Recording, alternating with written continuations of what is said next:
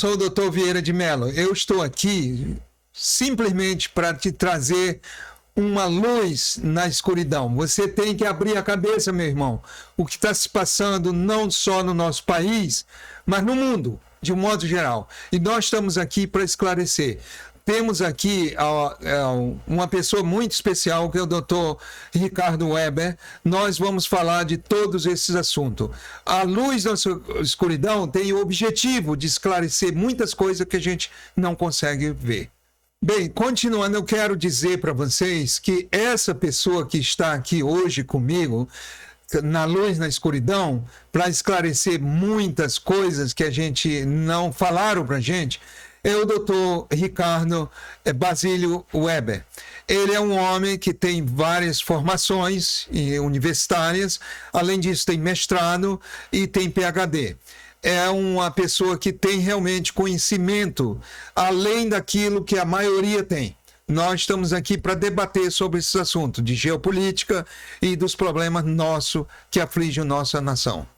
Eu estou convidando todos vocês para vir conosco nessa grande viagem.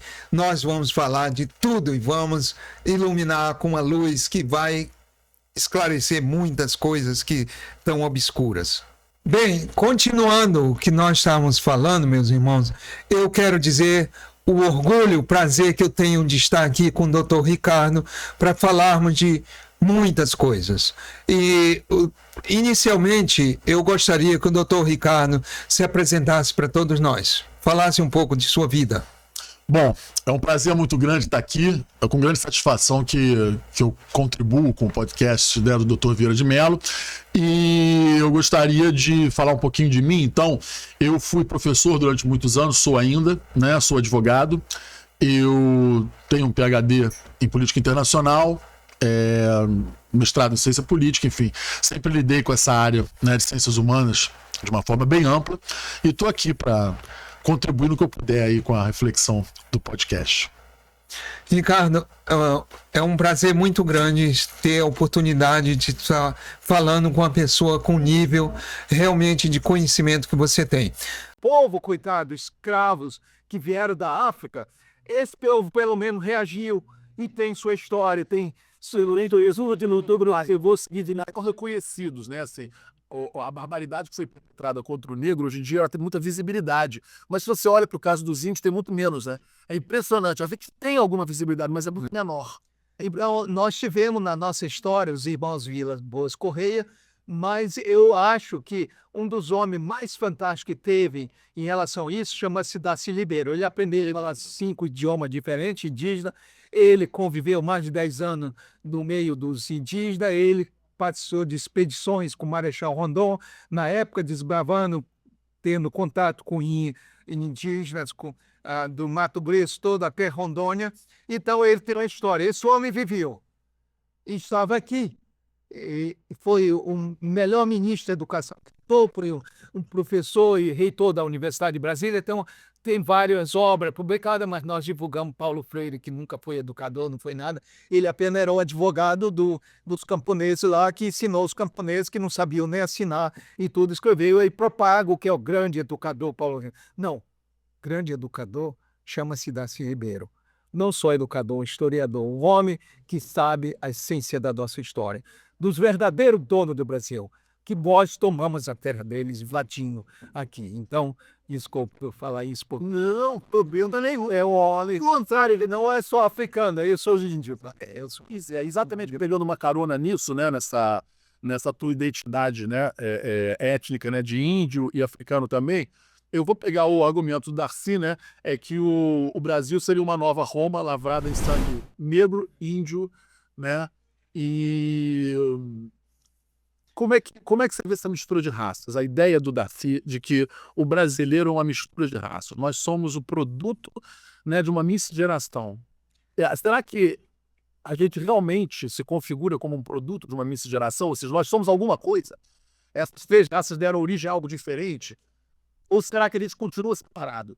Será que a gente continua apartado uns dos outros e não houve essa miscigenação toda, não houve um brasileiro como produto da fusão? O Darcy Ribeiro, ele falava numa coisa bem interessante que eu concordo. Ele dizia que o Brasil, o projeto de uma elite tacanha, perversa, bandida, que fizeram tudo isso. O povo não é culpado de tudo isso.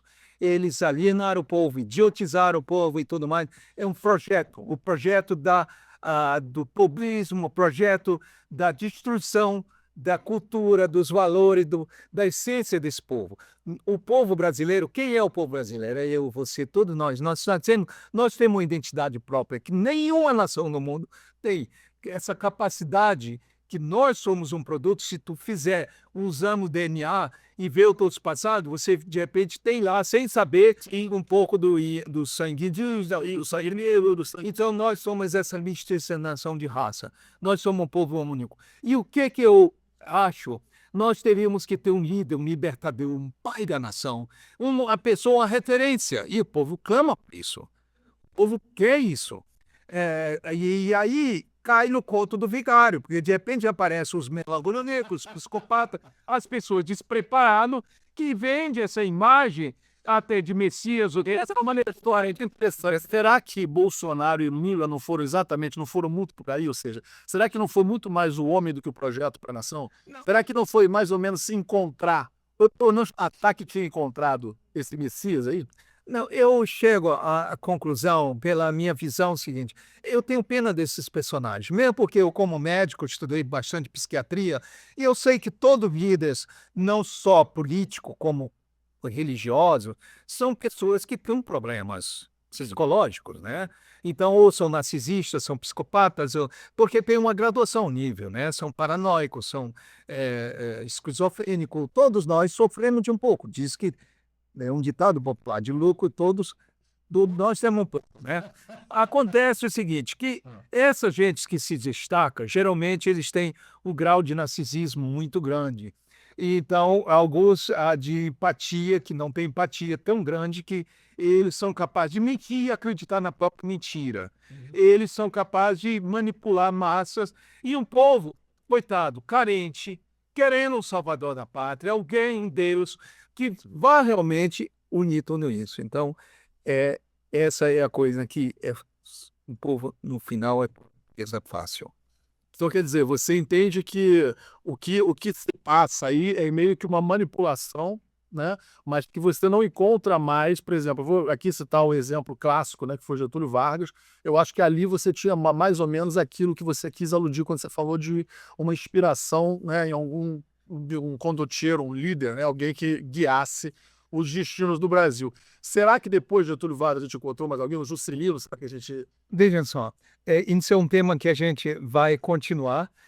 É muito interessante, porque o Brasil é um país, a gente falar de geopolítica, coisa internacional, temos que falar da nossa coisa, porque aqui a gente vive na escuridão.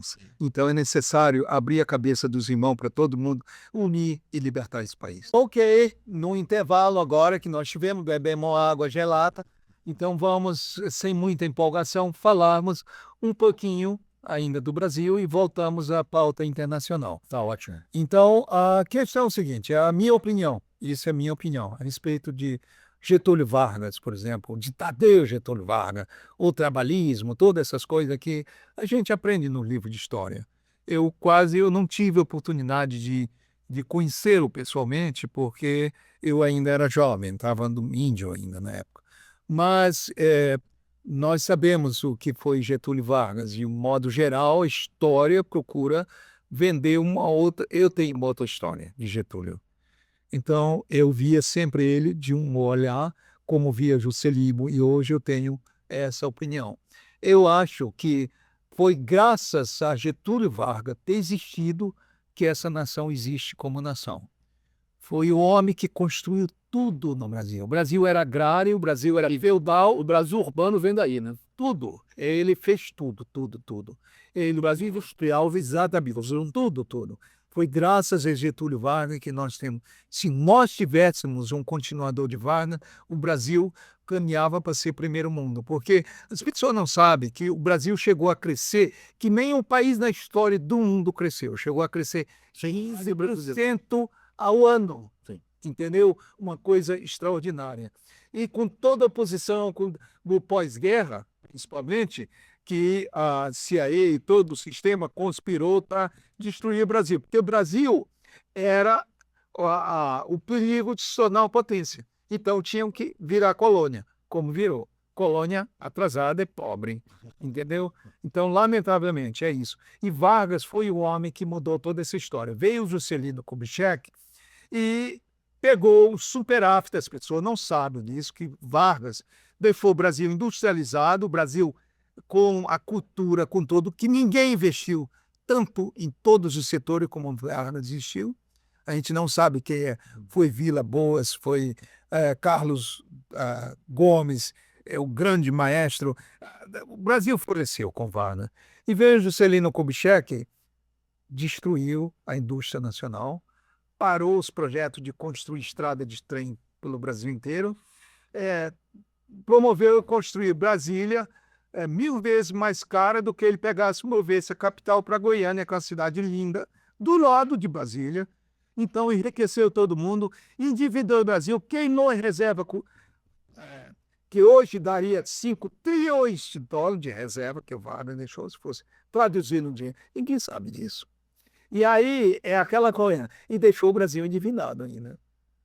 E aí acabou a fábrica nacional de motor, acabou a tecnologia, trouxe todas as multinacionais a só montar aqui, e aí começou. Aí chegamos em 61, que teve o golpe militar, que foi graças a um homem, senão a ditadura tinha sido implantada em 61, e foi concretada em 64.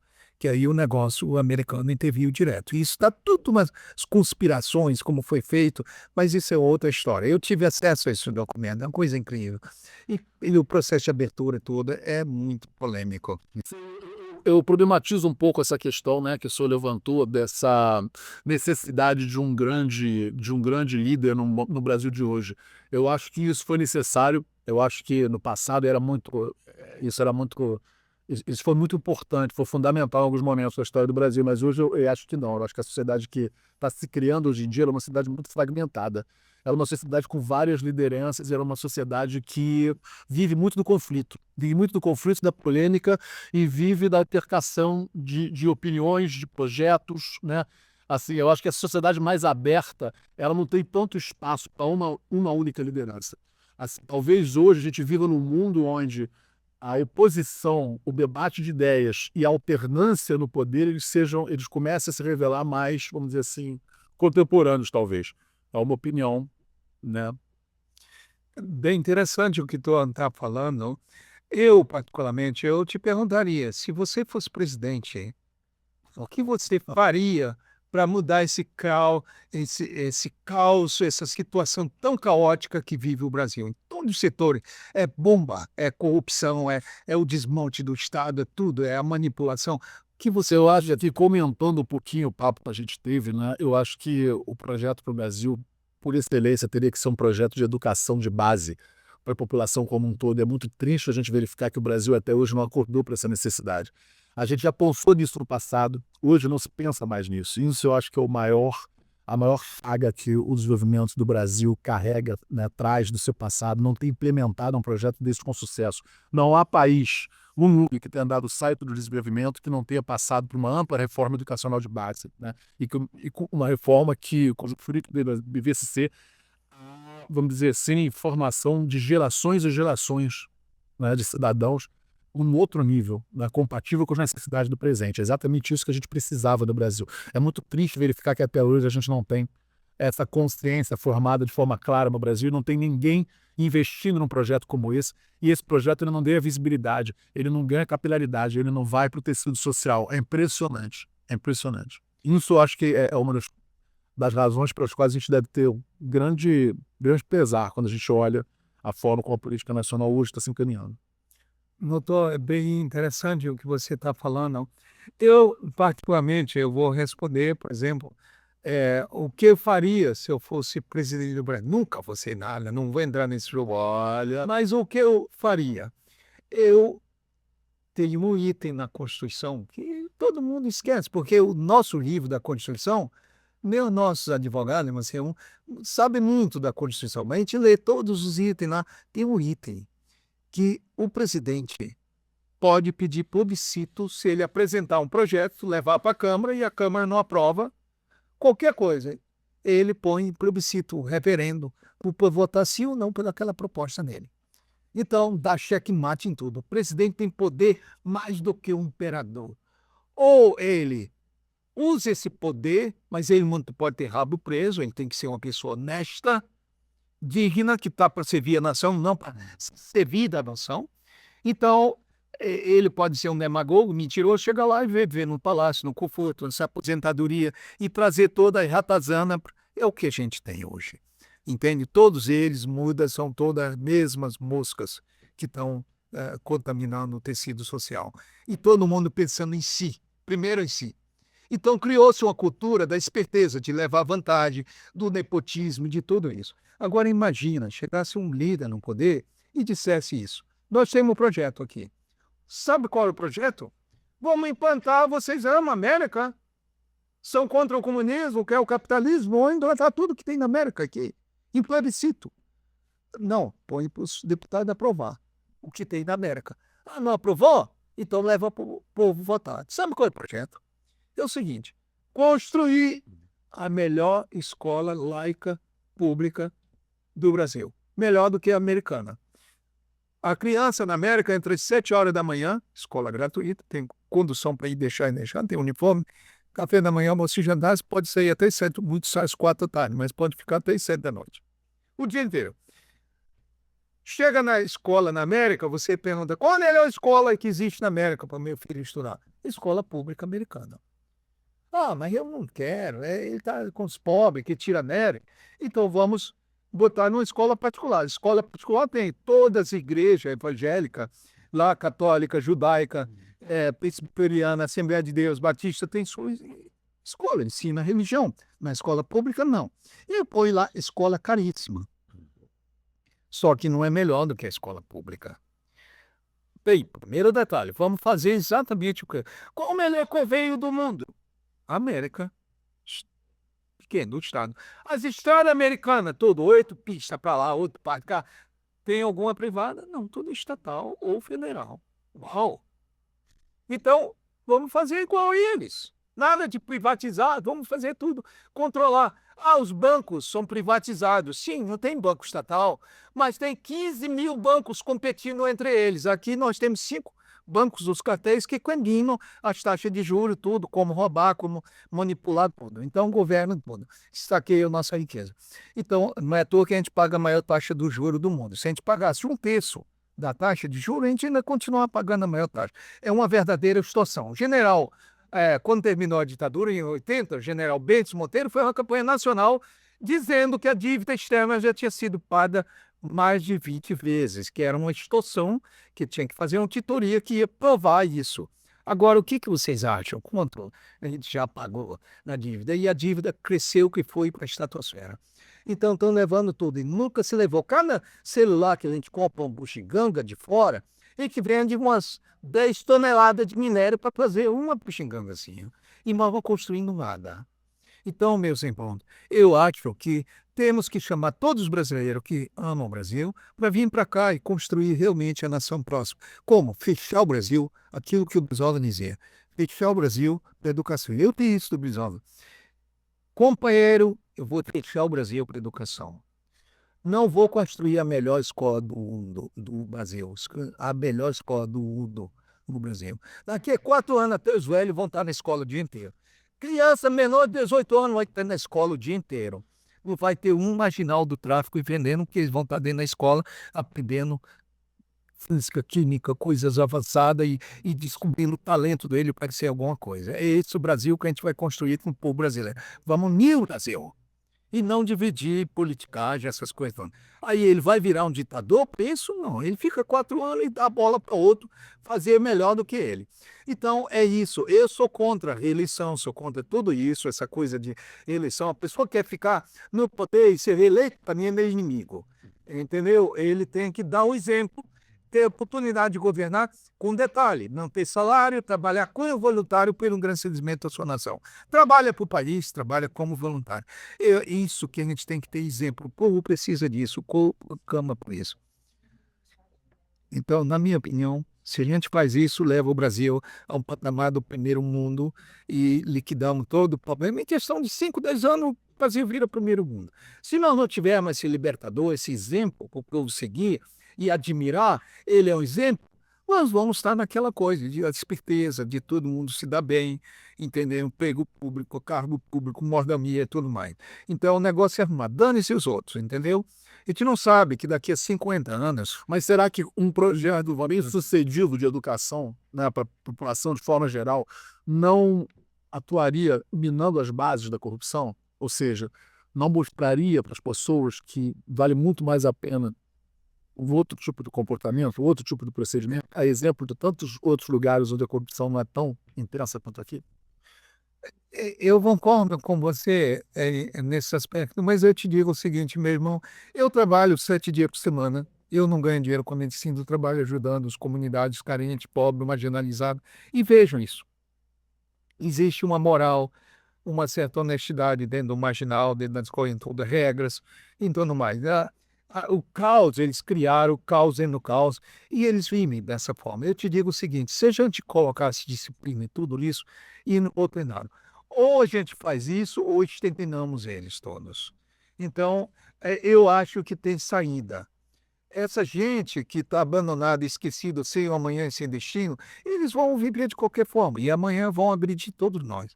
Darcy Ribeiro, o grande Darcy Ribeiro, já previa isso. Se não construir escola, um dia nós vamos construir prisões presídios. Então é o que nós somos.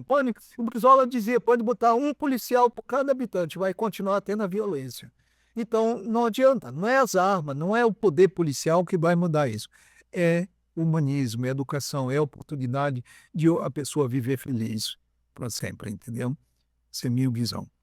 Bem, continuando nossa bate-papo, doutor, eu quero fazer uma pergunta agora, saindo do Brasil, que a gente já falou bastante sobre a nossa tragédia. Eu gostaria de fazer um passeio pela geopolítica e eu gostaria de ouvi-lo sobre os... Nós temos vários problemas pelo mundo se passando, desde que se passou, a era Obama, a era Trump, tudo mais, mas o problema da Ucrânia agora, que é uma coisa que pendura há mais de 2 anos, quase 3 anos, 4. Qual é a sua visão sobre a Ucrânia? Eu acho que essa visão sobre a Ucrânia é uma visão que precisa levar em conta geopolíticas, né, do que está acontecendo no mundo hoje, né? Eu acho que a gente está inegavelmente passando por um processo de transição de poder, né, que ainda não se consolidou, mas que está encomendado, né? Em algum momento a gente vai ter a China, né, suplantando aí os Estados Unidos como nação hegemônica, né, no cenário global. E é exatamente nesse jogo que a gente encontra o espaço, né, para você ter esse ensaio aí, né, de invadir a soberania de um país, né, e provocar uma guerra que as regras, né, da comunidade internacional não está acontecendo, né? Houve uma intervenção direta, né, da Rússia no território ucraniano e há uma condescendência da comunidade internacional ímpar em relação a agir em defesa da Ucrânia, né? A gente teve milhares de reuniões, a gente teve uma ampla repercussão desse fato, né, no cenário internacional, a gente teve o presidente Zelensky, né, fazendo uma campanha pública, né, indo a diversos países, a diversos líderes, né, clamar por alguma atenção na sua situação especial, né, dos seus nacionais, e nada disso repercutiu em absolutamente nenhuma medida concreta, né? Ou seja, a Ucrânia está remando com as suas próprias forças. Então eu acho lamentável o que está acontecendo, mas ao mesmo tempo eu acho que esse movimento de placas tectônicas da geopolítica mais ampla, ou seja, essa transição, né, ela oferece um espaço maior para uma Rússia brincar um pouco mais nesse jogo, ter mais fôlego para fazer essa brincadeira, do que teria alguns anos atrás, né? Eu acho que a gente tem sintomas muito claros disso, né? Eu acho que se a gente olhar para o Trump e para a política externa do Trump, a gente está vendo isso. A gente está vendo um estadista norte-americano vendo, né, que há uma tendência inexorável e tentando de todas as formas, algumas delas não muito mal, talvez mal sucedidas ou talvez mal planejadas, mas tentando de qualquer maneira formar algum tipo de resistência, criar algum tipo de resistência a esse movimento. Isso, para mim, é o cenário mais claro na era geopolítica contemporânea, se a gente for olhar num sentido mais amplo. Bem, eu concordo com teus pontos de vista. Eu olho sempre a história da Ucrânia. O que é a Ucrânia? O que é a Bielorrússia? O que é a Rússia, né, de Moscou? Originalmente existia só Kiev, que era a capital da Rússia. É como, por exemplo, qual foi a primeira capital do Brasil? Salvador. E aí depois a segunda capital, Rio de Janeiro. Então, qual a capital primeira da Rússia? Ninguém sabe. Eu vou dizer como historiador, é Kiev. Depois o imperador, por uma estratégia de segurança, mudou a capital porque tinham uma situação geopolítica para se defender, para Minsk, que hoje é a Bielorrússia. E aí ficou a segunda capital, Minsk. Depois eles se sentiram ameaçados e tinha que botar longe possível para qualquer invasão inimiga eles terem estratégia. Aí mudaram para Moscou. Entendeu? Então, e ficou a Bielorrússia, Ucrânia quer dizer depois é fronteira, o nome é tradução é fronteira, e a capital Kiev, que é a primeira Rússia, e depois a Bielorrússia. Quando houve a queda no muro de Berlim, que separou tudo, foi feito um acordo que Salvador, a Bahia e Rio de Janeiro não teria armas apontadas contra Brasília, que é Moscou. Então foi feito um acordo que nunca seria militarizado, seria uma área neutra a vida toda. Neutra. Seria a Suíça. Porque é nosso território, tem uma cultura, nós preservamos a cultura lá, do idioma, de tudo, porque a União Soviética, as pessoas não sabem que tem mais de 200 línguas diferentes oficiais. Você aprende o russo e aprende o idioma original. É como, por exemplo, o brasileiro aqui aprendesse o Tupinambá e aprendesse o Makuxi e tudo, e aprende o idioma universal. É como na China, que tem mais de 260 nações falando idioma diferente, mas todo mundo fala o mandarim. Então a Rússia tem mais ou menos isso, todo mundo fala o russo, mas no final ele fala, você vai lá na Letônia, Estônia, Lituânia, todo mundo fala o lituano. Então eram tribos no passado que viraram nações. Então eu quero analisar essa questão histórica, porque quando a OTAN, que o Tratado do Atlântico Norte acabou, quando a queda do Muro de Berlim, acabaram o armamento, tudo. Juntou, a Rússia não é mais comunista, agora é capitalista. Tudo bem, então não tem mais finalidade de a OTAN existir, porque a OTAN era só contra a União Soviética. Mas a OTAN continuou existindo e se fortalecendo cada vez mais. Quem é a OTAN? É a América? É a Europa? Não. É o poder judaico. Então, o que acontece?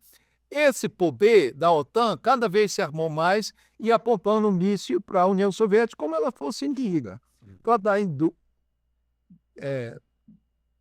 renda à indústria bélica. Então, aí eles decidiram destruir, derrubar pelo um golpe militar, pelo um golpe que teve lá, derrubaram o presidente eleito em 14 e botaram um homem que é um palhaço, mas um palhaço de baixa categoria. Uma pessoa que louco totalmente, que chama-se Zelensky. E esse homem, claro, aliado total, judeu ele, casualmente ele é judeu, e ele passou a querer que botasse míssil lá dentro da Ucrânia. Que um míssil, se você botar em Kiev, para chegar em Moscou, esse míssil leva 3 minutos. Se não tiver Kiev, vai levar quase 10 minutos para chegar lá. Então você está habitando no território. E tinha um acordo que não podia fazer isso. Então, quando o Putin, que não é comunista, Putin é um despota, mas quando ele invadiu, fez a invasão da Ucrânia, que eu sou contra, ele deu um tiro no pé. Em vez de dar na cabeça, ele deu no pé. Ele vai morrer de qualquer forma. Porque ele passou a ter uma briga com o Ocidente legalmente. Ele é um invasor. Pela primeira vez a União Soviética invadiu um país, que ela sempre foi invadida. Então virou um invasor. E todo mundo é contra a invasão. E aí eles passaram de vítima e nós todos apoiamos a Ucrânia. Mas eu te digo o seguinte, e o presidente que foi eleito, derrubado, porque diz que ele serviu a Moscou e foi botado um outro que nem foi eleito, entendeu? E virou o presidente. E que depois da invasão ele obrigou, todo jovem tinha que ir para a guerra, que não fosse era morto, assassinado. Mataram milhares que não queriam matar os seus irmãos russos. Então é isso, todo mundo é obrigado a uma guerra trucida, morreu milhões já, e a retaliação na União Soviética, ela já perdeu toda a força militar. Eu estou dizendo o seguinte, essa guerra foi uma guerra experimental, está sendo uma guerra durante 3 anos, para levar a União Soviética à bancarrota total, porque a União Soviética cresceu muito. Então tem que falir a União Soviética. A estratégia é tomar a União Soviética para tomar a China depois, para dominar a China. A China é o país mais invadido do mundo, nunca invadiu ninguém. Então é aquela coisa, a China ameaça o mundo, né? A gente mostra eles como agora são novos inimigos. Antigamente era os homens que comer criancinha, que era a União Soviética. Acabou a União Soviética, agora é a China. Então o objetivo agora é a China. Tendo a China, aí domina o mundo. É isso.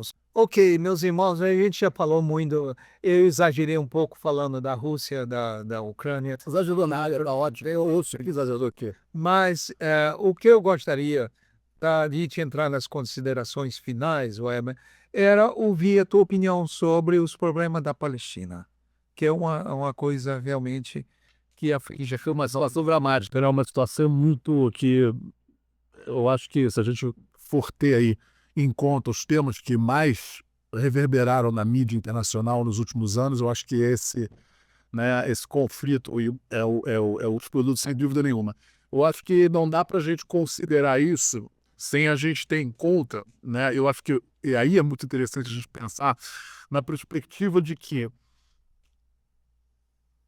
a forma como você encara esse conflito, ou seja, a forma como você encara, né, Israel de um lado e o Hamas do outro, a forma como você interpreta esse conflito, ela tem implicações no universo político como um todo. A forma como esse conflito ele é assumido em diferentes regiões do planeta, né, diz muito acerca da capacidade cognitiva que a gente tem de entender isso. Porque, veja, por um lado você tem o Estado de Israel, a gente sabe que Israel, né, tem uma base no capitalismo judeu norte-americano muito forte, né?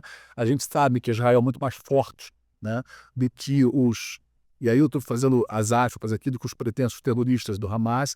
A gente sabe, né, que a Palestina não era necessariamente um país, não, a gente sabe que a Palestina, na região ali, ficou sob o protetorado britânico, né, enquanto isso você teve uma imigração judaica e árabe muito grande, né, para essa região, e depois, no momento que os britânicos saem, a gente tem uma situação armada ali para um cenário como esse aí explodir. Então, a gente tem uma situação que é muito delicada, ele é muito sensível, mas, ao mesmo tempo, né, a gente não tem hoje uma interpretação majoritária de dizer assim, não, o que aconteceu ali foi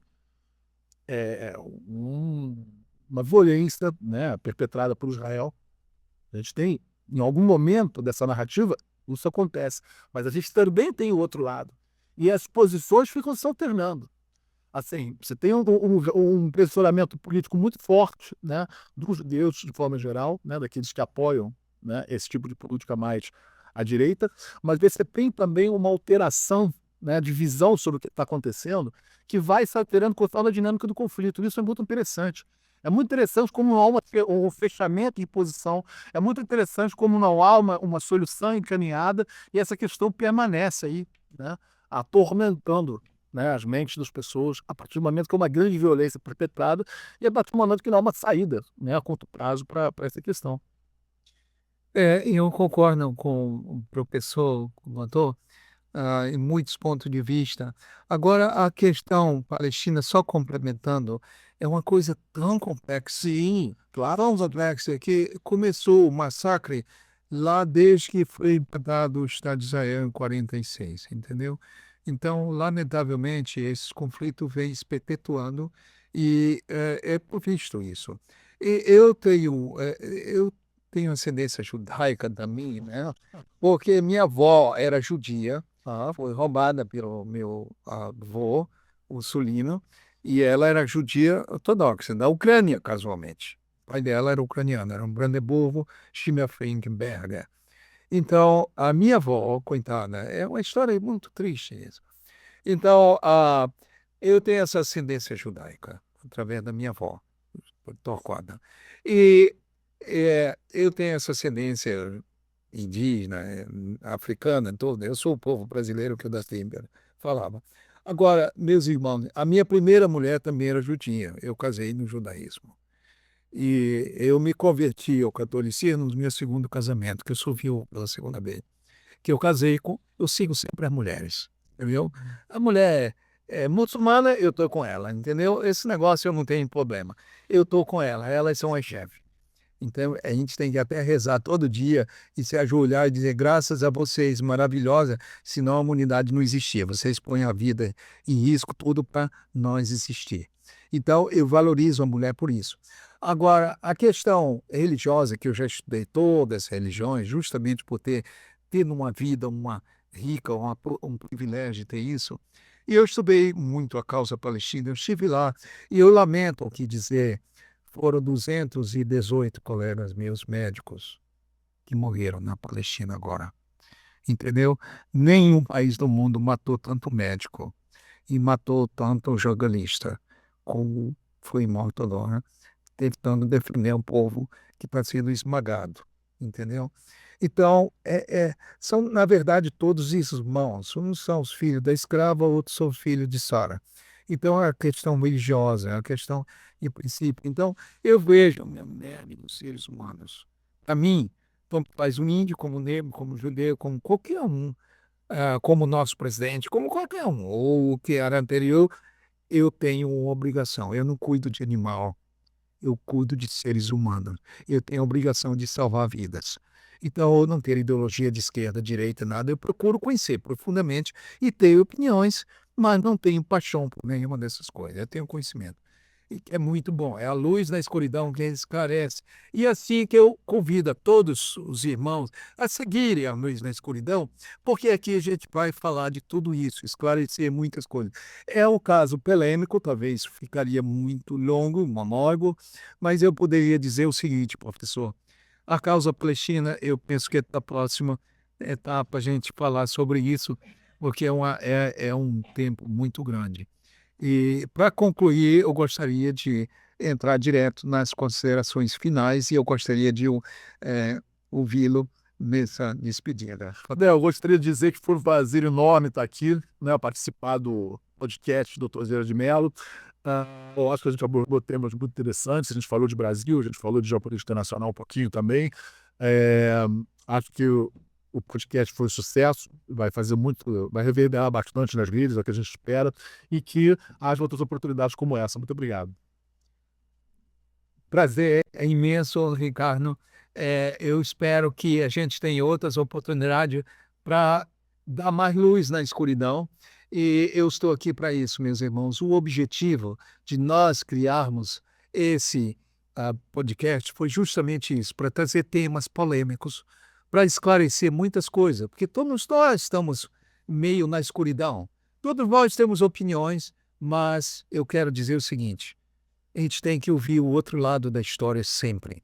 Não podemos ter paixão e acreditar que nós estamos certos. Eu posso estar equivocado em alguma coisa. Por isso que eu estudei história profundamente. Fui pesquisar lá na raiz, no passado, para ver a outra história que não foi contada. É isso.